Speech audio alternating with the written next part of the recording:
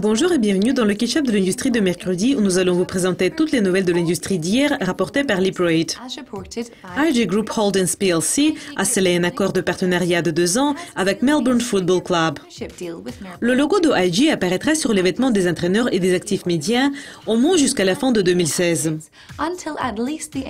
IG va bénéficier également de l'exposition au stade lors des matchs à domicile ainsi que d'une forte présence sur les plateformes de médias numériques du club. Le chef de la direction du Melbourne Football Club, Peter Jackson, a déclaré que l'accord est un grand coup de fouet pour le club. Et il a ajouté, c'est un bénéfice mutuel pour les deux parties et un témoignage de la croissance continue de ce club à la fois sur et hors du terrain. Nous sommes enthousiasmés par les possibilités pour les deux entreprises et nous sommes vraiment optimistes pour jeter les bases d'un partenariat à long terme au cours de 2 prochaines années.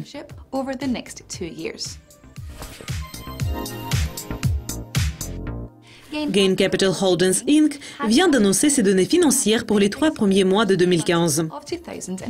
Les marchés ont été surpris de voir les résultats financiers de la société qui ont montré qu'il a tiré un profit du jeudi noir, tandis que beaucoup de ses concurrents ont lutté pour rester à flot.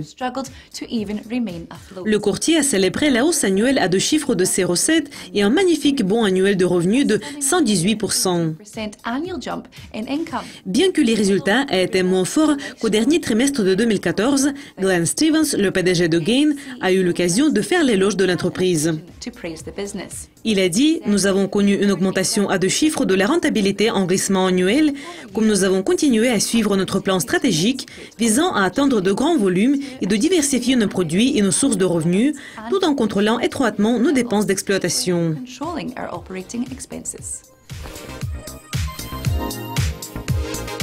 Exness a annoncé que les activités de négociation au cours d'avril de cette année ont résulté en plus haut volume de transactions de la société jamais vu, dépassant pour la première fois le niveau de 200 milliards de dollars, s'élevant à 210,8 milliards de dollars.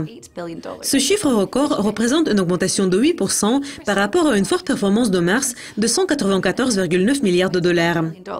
Lors du mois dernier, 43 360 clients ont négocié avec Exness et le volume de négociation moyen par client était de 4,8 millions de dollars. Le directeur de la stratégie globale et du développement de l'entreprise de Exness a commenté « C'est une étape très excitante pour notre société. Nous avons eu un excellent début de 2015 et notre engagement principal de fournir les meilleures conditions pour les échanges nous a aidé à devenir un choix très intéressant pour les traders.